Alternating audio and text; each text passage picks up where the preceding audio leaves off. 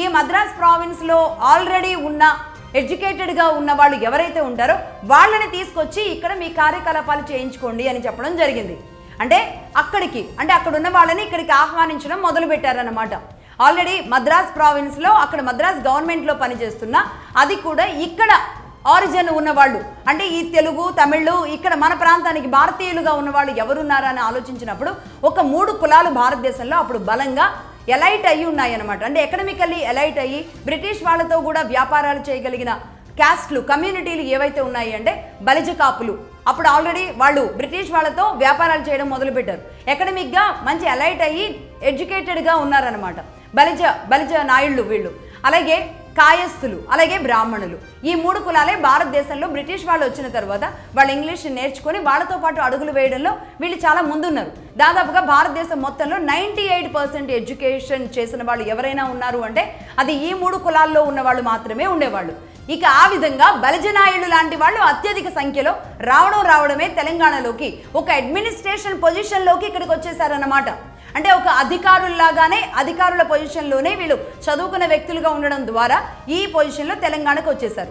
ఆ విధంగా వచ్చిన వాళ్ళలో సరోజినీ నాయుడు గారి భర్త గారు ముత్యాల గోవిందరాజుల నాయుడు గారు, ఆయన తండ్రి నిజాంకి పర్సనల్ డాక్టర్గా ఉండేవాళ్ళు అన్నమాట. నిజాంకి పర్సనల్ డాక్టర్గా ఉండేవాళ్ళు. ఆయనే ఉస్మానియా జనరల్ హాస్పిటల్ కట్టించింది కూడా ఆయనే. ఎందుకంటే అప్పుడు డాక్టర్ చదువుకున్న వ్యక్తి ఆయన. ఎవరు? గోవిందరాజుల నాయుడు గారి తండ్రి. ఆయన డాక్టర్ చదువుకోవడం ద్వారా ఇక్కడ ఉస్మానియా జనరల్ హాస్పిటల్ కూడా ఆయన సారథ్యంలోనే, అనేక హాస్పిటల్స్ కూడా ఆయన సారథ్యంలోనే తెలంగాణలో నిర్మించబడ్డాయి. సరోజినీ నాయుడు గారి మామగారు అనమాట ఆయన.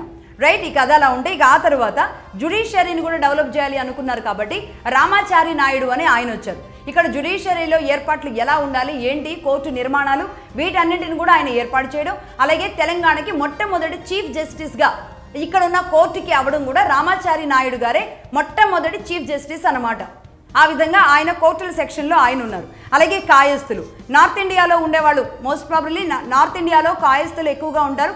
అలాంటి వాళ్ళు కూడా కొంతమంది ఇక్కడికి వచ్చారు. ఇక అలాగే బ్రాహ్మణులు, బలిజనాయుళ్ళు వాళ్ళందరూ ఇక్కడికి వచ్చి ఉద్యోగాలలో స్థిరపడిపోతూ ఇక్కడ నిజాం గవర్నమెంట్లో వీళ్ళు పనిచేస్తూ ఉన్నారన్నమాట. సరిగ్గా ఇలా జరుగుతుండే అంటే 1850 సంవత్సరంలో మొదలైన మీటింగ్ తర్వాత ఈ విధంగా అలా ముందుకు వెళుతూ ఉన్న పరిణామ క్రమం.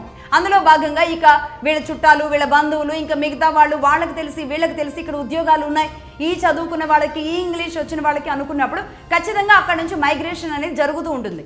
ఈ విధంగా మద్రాస్ ప్రావిన్స్లో ఉన్న అనేక మంది స్లోగా ఇటువైపు నిజాంలు ఉద్యోగాలు ఇస్తున్నారు అని చెప్పి నిజాం గవర్నమెంట్లోకి, నిజాం ప్రిన్స్లీ స్టేట్లోకి, హైదరాబాద్ ప్రిన్స్లీ స్టేట్లోకి వీళ్ళంతా రావడం జరిగిందనమాట.